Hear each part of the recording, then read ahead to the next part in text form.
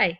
Students, the law, and public schools, dress and appearance, and dress code.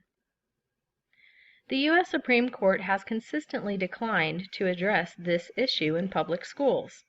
The First Amendment states, dress may be regulated, but if it violates students' rights by being vague or by failing to demonstrate a connection to disruption in the school setting, it will not meet court scrutiny.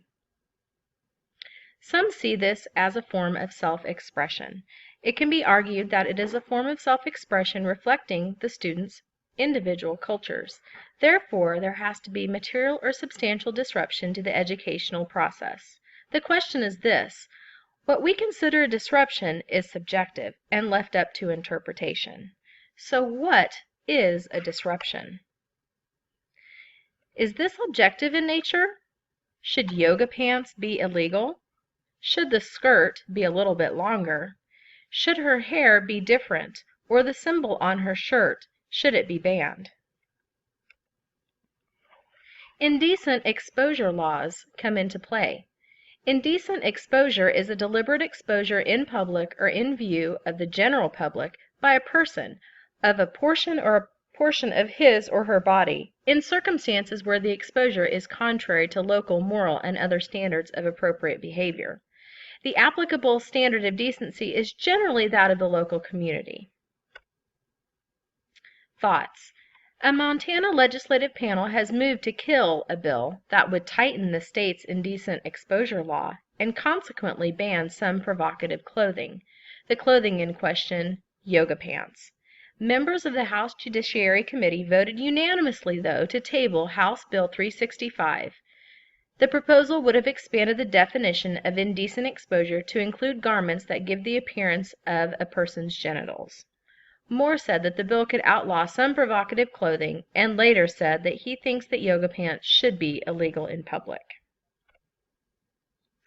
So, it is justifiable to censor clothing when: Number 1, evidence of material or substantial disruption to the educational process.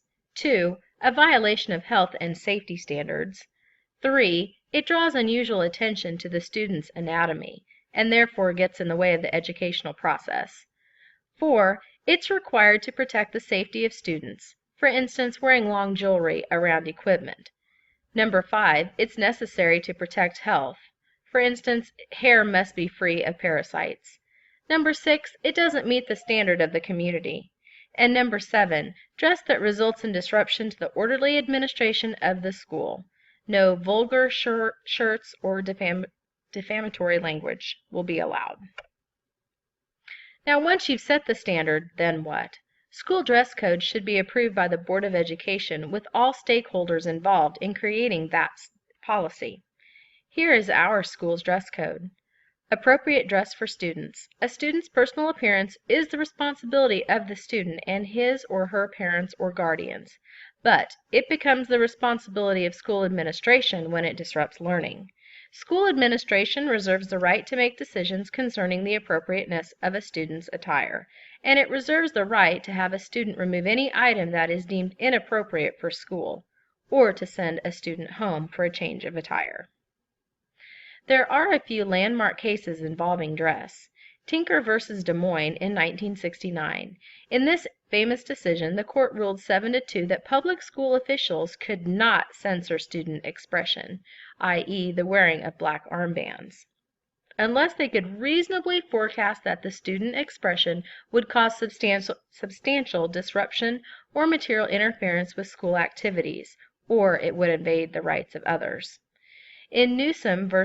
Albemarle County School Board, the controversy arose after school officials forced student Alan Newsom to quit wearing his National Rifle Association t-shirt, which depicted 3 silhouettes of men holding guns and bore the message NRA Sports Shooting Camp. The school policy prohibited messages on clothing, jewelry, and personal belongings that relate to weapons. In its December 2003 decision, the Fourth Circuit determined that the policy was too broad and was not necessary to prevent disruptions at school.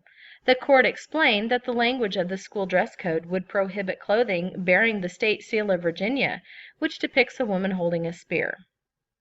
In the U.S. versus O'Brien, other courts have applied a test developed from the U.S. Supreme Court's 1968 decision on draft card burning to determine whether a school dress code is constitutional.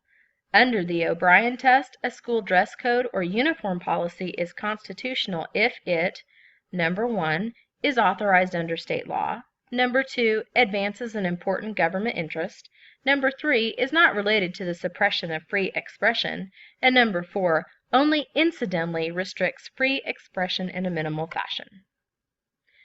Other landmark cases, Bethel School District versus Frazier, which allowed a school to punish a student for giving a vulgar speech before the student assembly. Some courts will use the Frazier precedent to prohibit students from wearing any clothing that contains vulgar, lewd, or plainly offensive expression. For example, a federal judge in Virginia ruled that Norfolk school officials could prohibit a student from wearing a shirt with the anti-drug message, "Drugs suck." According to school officials and the judge, the word suck was a vulgar term. Many school districts have turned to dress codes and uniforms to promote a better learning environment. They argue that these policies decrease detentions, reduce socioeconomic differences, and enhance safety. Others contend these dress codes are merely band-aid solutions that do not improve safety. Further, they charge that these policies infringe on students' First Amendment's right of free expression.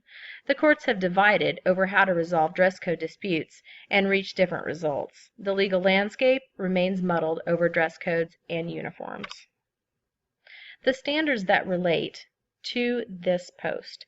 As a future administrator, I see the need for a school to have a set dress code in place that is created and carried out by all that are involved. And although it's just a small part of the big educational picture, ensuring that you have a policy in place promotes the well-being of the school unit.